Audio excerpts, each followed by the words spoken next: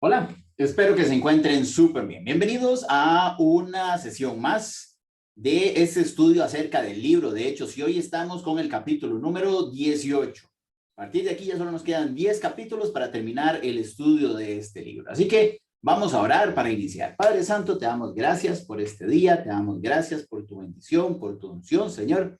Gracias por este tiempo que podemos compartir, que podemos aprender, que podemos cada vez descubrir más en tu palabra aquello que tienes para nuestras vidas y así poder ser mejores cristianos, mejores hijos, mejores personas. Así que, Señor, te damos gracias y te alabamos y te bendecimos por este tiempo y en tu nombre oramos. Amén. Ok, en el capítulo anterior, voy a irles compartiendo ahí la presentación mientras les comento. En el capítulo anterior teníamos que Pablo estaba en Atenas y había estado compartiendo con varios de los filósofos y personas que estaban ahí en el lugar, ¿verdad? Inclusive vimos de que aprovechando la diversidad de dioses, Pablo vio a un altar que decía al Dios no conocido y de ahí tomó para poder presentarles al Dios del cual él creía, al Dios de Israel, al Dios creador de todo y por lo cual es todo. Entonces, ahí estaba, ahí estuvo hablando con ellos. Para los griegos, recordemos que para muchos la muerte no tenía muchos significados. Unos creían en la muerte, otros creían en que ya la persona dejaba de existir. Así que cuando les habló de la resurrección de la muerte, nos dijeron, no nos sigas hablando de eso. Otros se burlaban, otros dijeron, bueno, suena interesante, vamos a escucharlo más al rato. Pablo continúa su viaje y recordemos que iba solo porque cuando lo sacaron de otra ciudad que lo querían matar, lo tomaron solo a él y a Silas y a Timoteo los habían dejado ahí y él pidió que los llevaran. Pero entonces aquí estamos donde Pablo continúa su viaje y entra a la ciudad de Corinto. Ok, pero aquí quiero hacerles un pequeño paréntesis. A veces cuando pensamos en Corintios, pensamos en toda la parte romántica. Hay uno de los pasajes más impresionantes que habla acerca del amor, que es el que está en 1 Corintios 13. Creo que este es súper conocido y todos lo hemos escuchado en algún momento. Y dice, si yo hablara en lenguas humanas y angelicales y no tengo amor, no vengo a ser como un metal que resuena o un címbalo que retiñe. Y si tuviera profecía y entendiera todos los misterios y el conocimiento, y si tuviera toda la fe de tal manera que trasladara los montes y no tengo amor, nada soy. Y si repartiera todos mis bienes para dar de comer a los pobres y entregara mi cuerpo para ser quemado, no tengo amor, de nada me sirve. El amor es sufrido, es benigno, el amor no tiene envidia, el amor no es jactancioso, no se envanece, no hace nada indebido, no busca lo suyo, no se irrita, no guarda rencor, no se goza de la injusticia, sino que se goza de la verdad. Todo lo sufre, todo lo cree, todo lo espera, todo lo soporta. El amor nunca deja de ser, pero las profecías se acabarán, cesarán las lenguas y el conocimiento se acabará. Así que, ¿cómo nos imaginaríamos nosotros, después de que Pablo escribe esto, la ciudad de Corinto? ¿Cómo se imaginan? ¿Alguna vez se han puesto a imaginar cómo es esa ciudad? ¿Por qué Pablo les escribía esto? Y aquí es donde quiero contarles un poco acerca de una verdad acerca de esta ciudad. Resulta ser que Corinto fue fundada o fue invadida en el año 146 antes de Cristo por los romanos, ¿verdad? Había pertenecido al imperio griego, la destruyeron y ahí Roma construyó un gran Partenón. En el año 44, Julio César fundó una nueva ciudad, era una ciudad grecorromana, era impresionante, dice que tenía mucha prosperidad, era un centro turístico famoso, tenía muchos lujos, tenía mucho libertinaje, dice que estaba ubicada al extremo del oeste del istmo, controlaba 2 puertos a cada lado. Uno era el Lequeo al oeste y el otro era el Secreas al este. ¿Verdad? Inclusive uno de los geógrafos griegos que se llamaba Estrabón le llamó la señora de los 2 puertos. Entonces era una ciudad impresionante. ¿Verdad? Gracias a su situación estratégica dominaba el cruce de los caminos comerciales internacionales. Ahí habían rutas terrestres, habían rutas marítimas, habían personas de diferentes orígenes. Dice que convivían griegos, romanos, sirios, egipcios, judíos. Cuando Pablo está ahí, era más o menos unas 400,000 personas que vivían en Corinto. ¿Ok? Dice que solo Roma, Alejandría y Antioquía de Siria superaban a esta ciudad. Que dice que era la cuarta ciudad con más población. Entonces era una ciudad impresionante.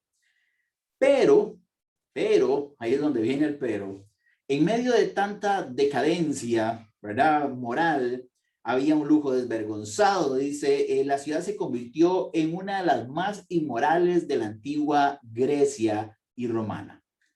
Tanto fue así que había un término que era corintizarse. Prácticamente corintizarse era depravarse, o sea, era una ciudad depravada, era una ciudad donde había absolutamente de todo lo que usted se pueda imaginar y sucedía de todo lo que se podía imaginar. Pablo habla de esto luego en capítulo 5 de la carta a los Corintios sobre esa iglesia, ¿verdad? Pero a veces nos imaginamos las cosas muy románticas, muy todo, pero tenemos que entender por qué Pablo se los estaba escribiendo. O sea, entonces ahorita Pablo en su segundo viaje, la primera vez que llega a Corinto, una ciudad inmensa, una ciudad cosmopolita, una ciudad con mucho comercio, pero una ciudad de mucha depravación. ¿Ok? Entonces, y ahí es donde está Pablo y que va a llegar a predicarles el evangelio. Entonces, ahora sí, después de ver todo este panorama, vamos a entrar a Hechos 18. Este es un capítulo bastante corto, tiene solo 28 capítulos, pero yo creo que le vamos a sacar cosas impresionantes. Dios nos va a enseñar muchas cosas a través de estos versículos. Dice así Hechos 18:1. Después de estas cosas, Pablo salió de Atenas y fue a Corinto. Y halló a un judío llamado Aquila, natural de Ponto, recién venido de Italia, con Priscila, su mujer, por cuanto Claudio había mandado que todos los judíos salieran de Roma, fue a ellos, y como era del mismo oficio, se quedó con ellos, y trabajaban juntos, pues el oficio de ellos era hacer tienda. Aquí en este tiempo ya habíamos visto, o habíamos hablado sobre Tiberio, Claudio, César, Augusto. Era un emperador romano por ahí el año 54 después de Cristo. Entonces vean que ya nos va dando una fecha de dónde están sucediendo las cosas, ¿ok? Pues vamos a estar más o menos el año 54 después de Cristo. Y él había decretado de que todos los judíos tenían que salir de Roma. Él no quería ni un solo judío, ni una sola sinagoga, a nadie judío en tierras romanas. ¿Ok? Entonces lo saca y dice que se encuentra Pablo con dos personas que venían de ese exilio, que son Aquila y Priscila. Y nos da cosas interesantes, porque no solamente nos va a dar cosas sobre la vida de Aquila y Priscila, sino que nos va a dar también algo acerca de la vida de Pablo, que yo creo que ya la hemos visto al puro inicio. Pero dice que Aquila y Priscila se dedicaban a hacer tiendas y que se quedó trabajando con ellos porque tenían el mismo trabajo. Entonces, ¿cuál era el trabajo de Pablo o Saulo en aquel tiempo antes de todo este peregrinaje? Muy posiblemente hacer tiendas. Recordemos que Pablo vivía en Tarso y que y estaba en Cilicia. Ahí era mucho conocido por las telas tejidas de pelo de cabra. Fabricaban tiendas, mantas, y entonces Pablo o fabricaba o compraba las telas y las hacía, pero a esto era lo que él se dedicaba. Entonces buscó y encontró esa afinidad con Aquila y Priscila, que los tres se dedicaban a hacer tiendas. Muy posiblemente ellos ahí a donde estaban en Corinto siguieron trabajando en su negocio y Pablo tal vez les ayudaba. Ok, seguimos leyendo 18:4. Y discutía, aquí está hablando de Pablo, en la sinagoga todos los sábados y persuadía a judíos y a griegos. ¿Ok? Cuando Silas y Timoteo vinieron de Macedonia, recuerden que yo les había dicho de que habían quedado, si no me equivoco, era en Berea y de ahí sacaron a Pablo, ellos quedaron ahí. Ahora entonces los trajeron a donde estaba Pablo y encontraron a Pablo haciendo esto. Pablo estaba entregado por entero a la predicación de la palabra. O sea, prácticamente era lo que hacía siempre, era lo que estaba haciendo a cada momento, ¿verdad? Se dedicaba a entero, testificando a los judíos que Jesús era el Cristo. Y esto también ya lo habíamos visto, creo que el capítulo anterior, donde Pablo presenta a Jesús como el Cristo. ¿Okay? Y recordemos que el Cristo era el Mesías, el Cristo era el ungido, el Cristo era el esperado que viniera a resolver las cosas. Este era el que Pablo les estaba presentando. No era un maestro más, no era un profeta más. Era el Mesías, el ungido de Dios. Entonces, como les decía, ya les llevan a Silas y a Timoteo, y eso lo pueden encontrar en Hechos 17:15, que es cuando los separan. Y en Hechos 18:6 dice, y aquí está otra vez en la sinagoga, vemos que hay griegos, hay judíos, Pablo les está hablando, y vamos a ver un comportamiento repetitivo en muchos de estas personas que siguen a Dios, pero que creen que es solo para ellos, que creen que todas las promesas, que creen que todo lo que hay en la Biblia, que creen que toda la unción, todo lo que el amor de Dios, creen que es solo para ellos. Pero recordemos que el amor de Dios es para todos. A veces cuando estamos en una iglesia, es muy bonito pensar de que estamos juntos, de que todos estamos ahí, pero tenemos que saber de que hay gente fuera que también necesita lo que nosotros hemos aprendido. ¿Okay? Y esto es lo que estaba haciendo Pablo, llevando el mensaje del evangelio. No estoy diciendo que usted tenga que llegar e irse a hacer un recorrido. Hay personas que sí tienen ese llamado de ir a hacer misiones a otros países, pero le puedo asegurar que la misión a veces más importante que usted tiene es en su casa, en su barrio, en su trabajo, en las personas que tiene cerca. Entonces, pero vean lo que pasa, vean el comportamiento de estas personas egoístas y celosas. Vemos que los celos es algo que estaba arraigado prácticamente en los judíos que escuchaban o que no querían que esto sucediera. Y dice, pero oponiéndose y blasfemando estos, ¿verdad? Los que habían escuchado, los judíos, les dijo sacudiéndose los vestidos. Y aquí Pablo repite algo que también ya había repetido en otro capítulo. Dice, vuestra sangre sea sobre vuestra propia cabeza. Mi conciencia está limpia. Desde ahora me iré a los gentiles. Pablo también había dicho algo parecido casi en su primer viaje cuando le reclaman y Pablo dice, me era necesario venir a predicarles a ustedes el evangelio, pero ahora me voy a los gentiles. Aquí les está diciendo, vean, ya yo les hablé, su sangre está sobre ustedes. Su salvación ya ahora va a depender de ustedes. Ya yo no voy a ir a hablarles, ya yo no voy a ir a decirles, ya ustedes conocen, ya ustedes han caminado, ya ustedes saben las escrituras. Ahora la salvación va a depender de cuánto quieran ustedes caminar en el Señor Jesús. Ya yo no los voy a llevar como chiquitos, donde vamos de la manita y no, ya llegó un punto donde ustedes no quieren. Entonces, su sangre va sobre su cabeza.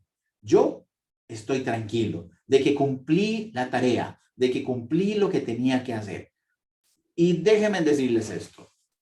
Yo sé que es difícil a algunas personas hablarles de Cristo. Y cuando usted les habla de Cristo, son rejegas, no quieren escuchar. También tenemos que tener cuidado cómo les hablamos de Cristo, ¿verdad?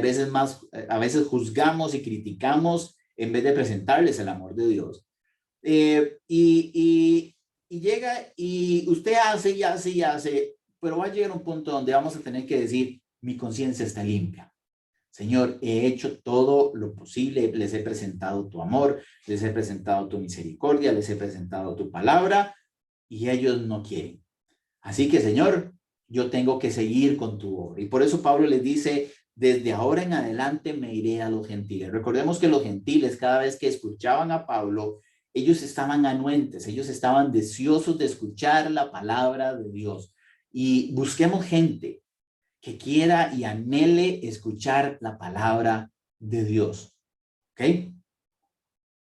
Sigue, entonces dice que se oponen, no aceptaban, y vean lo que dice oponiéndose y blasfemando, diciendo cosas negativas, ¿verdad? Diciendo que eso era mentira contra lo que Pablo estaba predicando. sigue diciendo, salió de ahí y se fue a la casa de uno llamado Justo, temeroso de Dios, lo cual estaba junto a una sinagoga. Entonces Pablo se va, ya estaba con Silas y con Timoteo. Vean que aquí ya Lucas no está hablando él, como él siendo parte de. Quiere decir que muy posiblemente Lucas se quedó por el lado de Macedonia, no se fue a Grecia.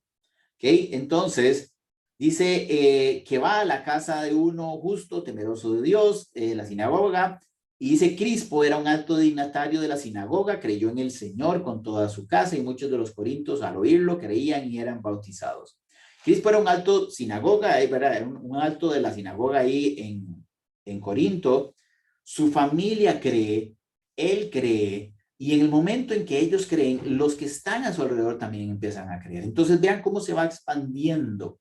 En el momento en que usted cree, y aquí voy a hacer un anuncio, no un anuncio, voy a hacer algo interesante. A ver, y aquí va para los hombres. En el momento en que un hombre de una casa, de una familia cree, le puedo asegurar que su familia cree y los que están alrededor creen. Y no es que estoy diciendo que la mujer no lo va a hacer, no, porque hay mujeres impresionantes que han agarrado a su familia y las han llevado a Cristo. Y al que más cuesta es al marido. Hace tiempos escuchaba una historia o me contaban una historia unas personas que venían aquí, que ella durante muchos años estuvo tratando de jalar a su familia, de traer a su familia a los pies de Cristo, a sus hijos, y ella a veces venía sola, ella le decía a su marido y él no quería venir, etcétera. Y fueron muchos años ella tratando de hacerlo. Pero un día el Señor tocó el corazón de este hombre y ella me decía, pastor, desde que este hombre conoció al Señor, no nos deja faltar ni un solo domingo. Nos levanta temprano, nos hace alistarnos temprano porque Él no puede faltar el venir a la iglesia. Entonces, vean el impacto que usted como hombre puede tener en su familia. Fíjate, sabemos de que hay una carga que Dios ha puesto sobre nosotros los hombres, sobre nuestra familia. Y lamentablemente cuando nosotros no tomamos esa responsabilidad, alguien más lo hace. Y hay mujeres impresionantes que han sacado a su familia adelante y que han podido llevar a sus hijos y a otros a los pies de Cristo. Pero entonces no deje que otro haga la tarea que Dios nos ha encomendado a nosotros los hombres. ¿Ok? Así que seguimos. Y dice que estuvieron con ellos. Vamos a ver de que Pablo estuvo ahí un tiempo y estuvo como año y medio en Corinto. Hechos 18, 9 y 11. Entonces el Señor le dijo a Pablo de noche, en una visión de noche. Aquí quiero que pongamos atención a esto. Pablo ha estado ya en su segundo viaje misionero, ha estado viajando, ha estado en diferentes sinagogas, ha estado en diferentes situaciones, lo han querido apedrear, lo apedrearon, lo sacaron de la ciudad creyendo que estaba muerto, lo metieron a la cárcel, lo azotaron, lo pusieron en un cepo, ¿verdad? Lo encerraron. No es algo que alguien diga, qué bonito, ¿verdad? Es algo que Pablo, por eso el Señor le decía, cuando fue con Ananías a orar por él, le dijo, le será necesario ver cuánto es sufrir en mi nombre. Entonces, Pablo estaba ahí y había pasado por muchas cosas. Todavía no ha pasado por todo lo que tiene que pasar, pero ha pasado por muchas cosas. Y resulta ser que estaba él un día y tiene una visión, y es la visión que vamos a ver. Y le dijo, dice, entonces el Señor le dijo a Pablo, aquí está hablando de que hay una comunicación directa entre Pablo y el Señor Jesús. ¿Ok? Recordemos que Pablo no fue discípulo de Jesús, pero tampoco fue discípulo de los apóstoles. Así que muchos de los que saben dicen que Pablo tenía esta relación directa con Jesús, así que fue discipulado casi que directamente de Jesús, nada más que no físicamente. Y dice que le dijo, no temas. Cuando le dijo no temas, ¿por qué creen que era? Era porque realmente tenía miedo, había algo en su corazón, había algo que tal vez estaba creciendo en él, donde él decía, es que no sé si seguir, es que son muchas cosas, es que qué pasa si... Y le dijo, no temas. sino habla y no calles. Quiere decir que él está diciendo, entre más hablo, más problema me traigo. Entre más digo, entre más expongo, entre más llevo el mensaje de Jesucristo, más mi vida está en peligro, más las cosas no me están saliendo bien, la gente no me trata bien, la gente, yo llego y la gente realmente a veces no sé qué piensa y no sé si les ha pasado que dice, yo hago y como que la gente no recibe el mensaje. Bueno, yo a veces llego y estoy en mi grupo Paz y tal vez estoy diciéndoles y siento como que no les llega. Ya yo no sé si seguir con esto. ¿Le ha pasado? Yo creo que a todos nos ha pasado. Pero el Señor le dice, no temas, sino habla y no calles. Porque vea lo que dice, porque yo estoy contigo y nadie pondrá sobre ti la mano para hacerte mal. Porque yo tengo mucho pueblo en esta ciudad. Y está hablando de Corinto. Quiere decir que Pablo llegó y dijo, Señor, yo no sé, está difícil aquí esta ciudad. Señor, está difícil este grupo. Señor, está difícil que puedan entender. No sé, o sea, creo que el asunto tampoco va a salir tan bien. Voy a terminar otra vez apedreado, voy a terminar otra vez en la cárcel. Y el Señor le dijo, no temas, sigue hablando, no calles, porque yo estoy contigo. Y cada cosa que nosotros hacemos para el Señor, tenemos que recordar que el Señor es el que camina con nosotros. El Señor es el que nos cuida. El Señor es el que está ahí acompañándonos en todo momento. Dice, porque tengo mucho pueblo en esta ciudad. Hay mucha gente que necesita todavía seguir escuchando del mensaje de salvación, de perdón y de amor. Así que Pablo no es el momento de tirar la toalla. Pablo no es el momento de decir, ya no puedo más, ya esto es suficiente, porque todavía hay mucho por hacer. Y en el 11 dice, y se detuvo ahí 1 año y 6 meses, enseñándoles la palabra de Dios. 1 año y 6 meses estuvo Pablo en Corinto. ¿Por qué? Porque el Señor le dijo, hay mucho por hacer con esta gente. Hay mucho por hacer con los que están aquí. Tal vez no lo estás viendo, Pablo. Tal vez vos no ves lo que yo veo. Vos ves una ciudad depravada, vos ves una ciudad negativa, una ciudad que entra en conflicto, que no quieren escuchar, pero yo sí veo algo diferente. Así que hay mucho por hacer, Pablo. Y Pablo se quedó ahí. Entonces, dice que Pablo sigue predicando y predica a los gentiles. Y en Hechos 18:12 dice, pero siendo Galión procónsul de Acaya, los judíos se levantaron de común acuerdo contra Pablo y lo llevaron al tribunal. ¿Se acuerdan lo que dijimos? Pablo teniendo miedo de lo que iba a pasar, dice, seguía hablando, pero resulta ser que dice que siendo Galión, ahí está hablando de Lucio Junio Galión Ameneao, que estuvo dentro del Imperio Romano más o menos como el año 51 al 53 después de Cristo, ¿verdad? Por ahí estamos, entonces vean que ya tenemos posibles fechas, en el otro era como el 54, aquí estamos 51, 53, quiere decir que todo esto está sucediendo en los años 50 después de Cristo. Pablo está en su primer viaje, perdón, en su segundo viaje en los años 50 después de Cristo. Entonces dice que se levantaron los judíos otra vez celosos, y llevaron en común acuerdo contra Pablo y lo llevaron al tribunal, o sea, le hicieron un juicio, diciendo, este persuade a los hombres a honrar a Dios contra la ley. ¿Cuál ley estaba hablando? Contra la ley de Moisés. Dice, Pablo está diciendo a la gente que la ley de Moisés no sirve. Al comenzar Pablo a hablar, Galión dijo a los judíos, o sea, Pablo habló y empezó, dijo, y Galión les dijo, si fuera de algún agravio o algún crimen enorme, judíos, conforme a derecho, yo os toleraría. Cuando habla conforme a derecho, se está refiriendo a toda la parte del derecho romano, las leyes romanas, todo lo que tuviera que ver con Roma. Entonces dice, vea, de lo que ustedes me están contando, si tuviera que algo que ver con Roma, yo me metería.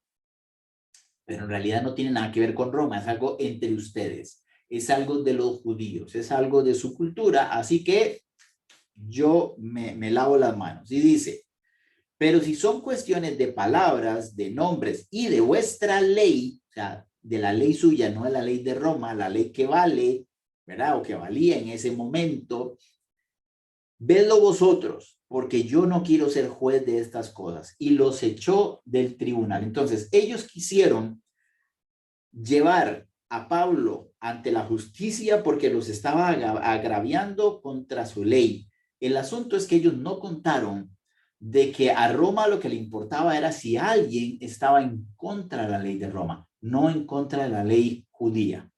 Entonces, Galión le dijo, este no es asunto de Roma, no es asunto mío, es asunto de ustedes, así que resuélvalo.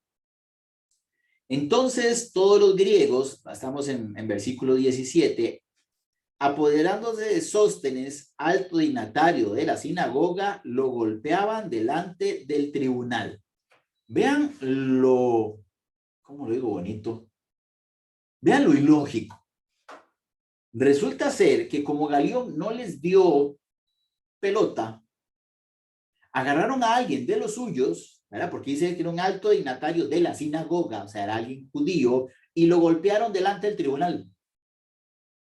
Y dice, pero Galión no hacía caso alguno. Galión decía, qué tontos, ¿para qué golpean a uno de los suyos?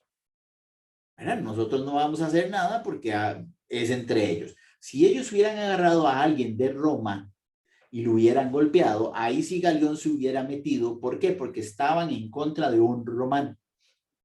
Pero ellos sabían que si hacían eso se podían traer un gran problema porque no podían meterse con los romanos. ¿Ok? Entonces Galión no les hace caso en ninguna forma. Pablo permaneció ahí muchos días. Luego se despidió de los hermanos y navegó a Siria junto a Priscila y Aquila. Entonces salieron de Corinto después de año y medio, un poco más de año y medio.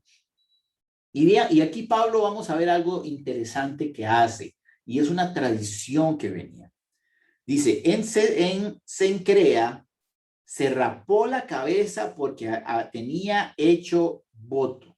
Entonces, Pablo sale con Aquila y Priscila, y muy posiblemente con Timoteo y con Sila, y va de camino, va de regreso, y cuando está en Cencrea dice que se rapa la cabeza porque tenía hecho voto. Ahora, ¿cuál era este voto? ¿Por qué se rapó la cabeza? Y aquí tenemos que devolvernos en el tiempo al Antiguo Testamento y vamos a leer el libro de Números, capítulo 6, y lo que va a hacer es lo que se llama el voto nazareo, que ahora vamos a ver la diferencia con otra palabra muy parecida. Número 6 del 1 al 20. Y esto es Dios hablando con Moisés. Habló Jehová a Moisés y le dijo, habla a los hijos de Israel y diles, el hombre o la mujer que hace parte haciendo voto de nazareo, o sea, puede aplicar tanto para hombres como para mujeres, para dedicarse a Dios. Quiere decir que el voto nazareo era para dedicarse a Dios. Era un tiempo donde yo me dedicaba a Dios. Se abstendrá de vino durante ese tiempo y de sidra, o sea, no consumirá bebidas alcohólicas. No beberá vinagre de vino ni vinagre de sidra, ni beberá ningún licor de uvas, ni tampoco comerá frutas frescas ni secas. ¿Okay? Esto era lo que decía, los que quieran hacer este voto de consagración van a tener que dejar eso. En todo el tiempo de su nazareato, de todo lo que se hace de la vid, desde los granillos hasta el ayejo, no comerá. Y aquí es donde viene eso. En todo el tiempo del voto de nazareato, no pasará navaja por su cabeza hasta que se cumplan los días de su consagración a Dios. Será santo y se dejará crecer el cabello. Entonces, durante todo este voto no puede cortarse el cabello. Tiene que dejárselo largo, tiene que dejárselo crecer hasta el momento en que se cumpla el tiempo. Quiere decir que el voto nazareato o el nazareo no era permanente, era por un tiempo. Era en ciertos momentos que lo hacían. No era que tenía que pasar el resto de su vida de esta forma. Vamos a saltar al versículo 13. Dice, esta es pues la ley del Nazareo. El día que se cumpla el tiempo de su nazareato, o sea, el día en que ya termine, que dijo, bueno, yo voy a hacer 6 meses, voy a hacer 1 año, voy a hacer 2 años de este voto, de donde consagrarme al Señor, de apartarme para el Señor. Dice, vendrá a la puerta del tabernáculo de reunión, que en ese tiempo ya no estaba el tabernáculo, sino que ya era el templo en Jerusalén, y presentará su ofrenda a Jehová, un cordero de 1 año sin tacha para el holocausto, una cordera de 1 año sin defecto para expiación, y un carnero sin defecto para una ofrenda de paz. Y vamos, versículo 18. Entonces el nazareo se afeitará su cabeza consagrada a la puerta del tabernáculo de reunión, tomará los cabellos de su cabeza consagrada y los pondrá sobre el fuego de debajo de la ofrenda de paz. Versículo 20, el sacerdote presentará aquello como ofrenda mecida delante de Jehová, lo cual será cosa santa destinada al sacerdote, además del pecho mecido y de la pierna reservada. Después del nazareo podrá beber vino. Entonces, una cosa es el voto nazareo y otra cosa es ser un nazareno. ¿Ok? Una cosa es el voto y otra cosa es el nombre que se le da a los habitantes de Nazaret. ¿Verdad? Jesús de Nazaret era nazareno, ¿verdad? Pero no hemos visto que en ningún momento Jesús ya haya hecho un voto nazareo, ¿verdad? Donde llegó y se rapó. No, la Biblia no lo cuenta. Y si lo hizo, no podemos verlo ahí en la Biblia. Entonces dice que era para consagrar a Jehová. No se cortaban el pelo, no consumían vino, no podían acercarse a los muertos. Y una vez que terminaban el voto, se rapaban la cabeza e iban al templo a presentar ofrenda. Entonces, dice que Pablo, por eso cuando llegó a Éfeso, no se quedó en Éfeso. ¿Por qué? Porque iba de camino a Jerusalén. Ahora vamos a ver que dice que iba de camino ahí para cumplir su voto, para terminar su voto. Entonces, nada más que adelantó lo del corte del cabello. Dice que se rapó ahí, pero él se dirigía para Jerusalén. ¿Verdad? Que sigue diciendo Hechos 18, 19. Llegó a Éfeso y los dejó ahí. ¿A quiénes dejó ahí? A Aquila y a Priscila. Y entrando en la sinagoga discutía con los judíos. Esto le rogaban que se quedara con ellos más tiempo, pero él no accedió, sino que se despidió de ellos diciendo, es necesario que en todo caso yo celebre en Jerusalén la fiesta que viene, que esa fiesta que venía era la Pascua. Pero otra vez volveré a vosotros, si Dios quiere. Y zarpó de Éfeso, habiendo llegado a Cesarea, subió para saludar a la iglesia, luego descendió a Antioquía. Después de ahí algún tiempo salió y corrió por orden de la región de Galacia y de Frígida, animando a todos los discípulos. Entonces, vemos a Pablo donde termina su segundo viaje misionero y termina con el cumplimiento de un voto nazareo, donde él va a presentarse y se ha consagrado a Dios durante todo ese tiempo y va a terminar eso. Que recordemos que mucho de esto era porque Pablo había sido perseguidor de cristianos. Pablo había hecho muchas cosas contra el Señor. Y ahora él se le había consagrado y él había cambiado y él había sido transformado su vida y se iba a ir a presentar delante del Señor. Tal vez usted y yo no tengamos que hacer voto nazareo para poder llegar y presentarnos delante del Señor. El Señor no quiere que nos rapemos, ¿verdad? Que hagamos otras cosas y vamos a decir, Señor, no me voy a cortar el pelo durante mucho tiempo, porque no, de eso no se trata. ¿Por qué? Porque así como lo hemos visto con la circuncisión hace unos capítulos atrás, no es un asunto físico, ahora se convierte en un asunto del corazón. Cuando usted hace un voto nazareo, debería ser un asunto de su corazón. Usted consagra su corazón, consagra su mente, consagra su ser para agradar a Dios. ¿Ok? Y ahí termina este segundo viaje misionero de Pablo. Pero va a aparecer un personaje y es Apolos. ¿Ok? Y vamos a ver en este y el próximo capítulo algo interesante de Apolos. Hechos 18, 24 y 25. Llegó entonces a Éfeso, que era donde estaba Aquila y Priscila, un judío llamado Apolos, ¿okay? Dice, ya nos dice que era judío, natural de Alejandría. Alejandría quedaba en Egipto. Hombre elocuente, poderoso en las escrituras, quiere decir que se las conocía, sabía las escrituras, había estudiado las escrituras, seguro se las sabía con puntos y comas. Este había sido instruido en el camino del Señor, quiere decir que había ido a una escuela, había ido a algún lugar, tenía maestros que le habían enseñado. Y siendo de espíritu fervoroso, ya hablaba y enseñaba diligentemente lo concerniente al Señor, aunque solo conocía el bautismo de Juan. Y aquí vamos a ver algo interesante de Apolos. Vamos a ver, era judío, creyente, había sido instruido en el camino del Señor, o sea, del Señor Jesús, seguro conocía las historias, inclusive muy posiblemente el Señor hacía milagros a través de él. Dice que tenía un espíritu fervoroso, o sea, era de esos que iba y hacía y se movía. Y después dice que hablaba y enseñaba diligentemente, pero que solo conocía el bautismo de Juan. ¿Qué le faltaba a Apolos? ¿Qué le faltaba a Apolos que tal vez los otros discípulos o apóstoles de Jesús sí tenían? ¿Qué habían recibido? ¿Qué había recibido Pablo? ¿Ok? Aquí faltaba algo muy importante, el Espíritu Santo. Prácticamente Apolos se había quedado antes de Pentecostés, antes de que haya descendido el Espíritu Santo. Y él bautizaba y él enseñaba lo que Juan el Bautista había enseñado. Pero, y a pesar de que conocía las Escrituras, a pesar de que había sido instruido, no tenía el Espíritu de Dios en su vida. Y eso nos puede pasar. Usted puede venir a una iglesia, puede estar en un grupo paz, inclusive puede ser servidor de la iglesia y el Espíritu de Dios no habita en usted. ¿Ok?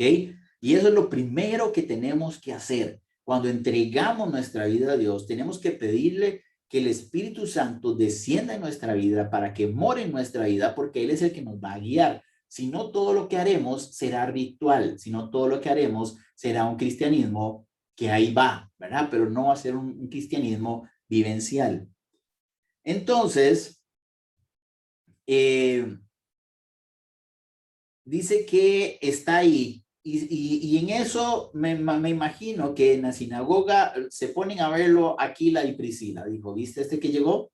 Ajá, ¿y viste lo que está enseñando? Sí, bueno, hay que enderezarlo un poquito, ¿verdad? Hay que encaminarlo de la forma correcta. Y dice en Hechos 18:26, comenzó pues a hablar con valentía en la sinagoga. Genial. Pero cuando lo oyeron Priscila y Aquila, lo tomaron por aparte y le dijeron, vean, vení un segundito. Y le expusieron con más exactitud el camino de Dios. Y seguro le dijeron, mira, Apolos, qué bueno lo que estás haciendo, nos gusta cómo lo haces, tenés una actitud impresionante, tenés el conocimiento, sabes mucho, pero te falta algo importante, el Espíritu de Dios. ¿Verdad? No sabemos si ahí descendió el Espíritu de Dios sobre Apolos, no lo dice, pero dice que Apolos cambió. ¿Ok? Y entonces dice, cuando él quiso pasar a Acaya, los hermanos lo animaron y le escribieron a los discípulos que lo recibieran. Quiere decir que ya iba casi con la bendición de la iglesia de Éfeso.